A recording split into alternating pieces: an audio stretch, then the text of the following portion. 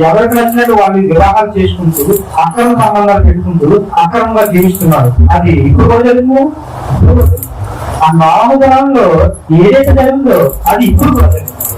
అందుకనే దేవుడు ఏమని చెప్పాడంటే, దేవుడు నాహం దర్శించి ఆయన చెప్పిన మాట ఏంటంటే, నీవు నీ ప్రజలను రక్షించడం వరకు, నీ ప్రజలు రక్షించడం వరకు వారందరి వరకు ఏం చేయమన్నాడు, ఒక వాడను చేసించాడు.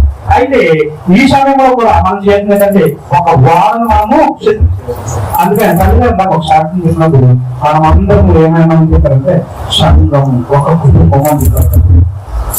అంటే ఏంటి, ఒక కుటుంబం.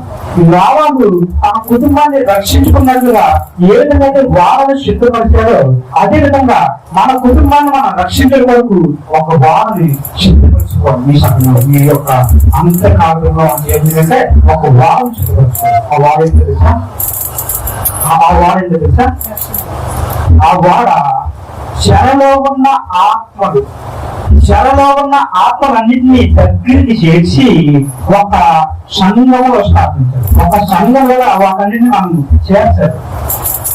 చెరలో ఉన్న ఆత్మలన్నింటినీ మనము ఇప్పుడు ఎవరైతే ఉన్నారో యువకులైన వారు, గోడలైన వారు, వీళ్ళంతా చేసిన పని ఏంటి, దేవుడి యొక్క వాక్యాన్ని యేసుక్రీస్తు మా అందరి కొరకు మరణించాడు. అందుకనే కదా ఈ యొక్క 40 దినాలు శ్రమదినాలు అని చెప్పి చాలా సంఘాల్లో ఉపవాసాలు పెట్టుకుంటూ ఉంటారు. అందుకే అది మనం నమ్మాలి. ఏదో నామకరణంగా దేవుడి సన్నిధి నుంచి మందిరానికి వచ్చేసి మనం ఏదో ఫార్మాలిటీ కోసం దేవుడి యొక్క మందిరం కాదు కానీ ఒక చిత్తపాటు మనం ఒక చిత్తం చేయాలి. ఏం చిత్తం చేయాలి?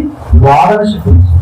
వాడేంటంటే చెరలో ఉన్న ఆత్మలన్నిటినీ ఇరుకుల్లో, ఇబ్బందుల్లో ఉండి ఈ లోకంలో విగ్రహాలలో మునిగిపోయిన చెరలో ఉన్న ఆత్మలు ఉన్నాయి. తర్వాత అబద్ధాలలో మునిగిపోయిన చెరలో ఉన్న ఆత్మలు ఉన్నాయి. తర్వాత పాపంలో చేస్తూ ఉన్న చెరలో ఉన్న ఆత్మలు ఉన్నాయి. వాటన్నిటిని విడిపించి వెతికి వెతికి వెతికి కట్టుకొని వాటన్నిటిని చేస్తే మన అభివృద్ధి సంఘంలో పెట్టాలి. దేవుని దృష్టిలో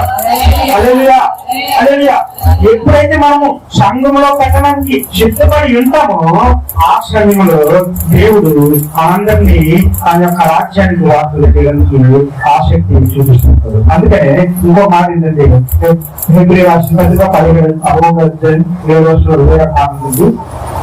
విశ్వాసమును బట్టి మాకు అది వరకు చూడని సంగతులను గురించి దేవుని చేత రక్షింపబడి భయభక్తులు కావాలి. తన ఇంటి వారి రక్షణ కొరకు ఒక వాడను సిద్ధం చేసను. అందువలన అతడు లోకం మీద న్యాయస్థాపన చేసి విశ్వాసమును బట్టి కలుగు నీటికి వారసురాలను అంటున్నాడు. అంటే నావానికి ఏ విధంగా నావానికి దేవుడు చెప్పాడు. అక్కడ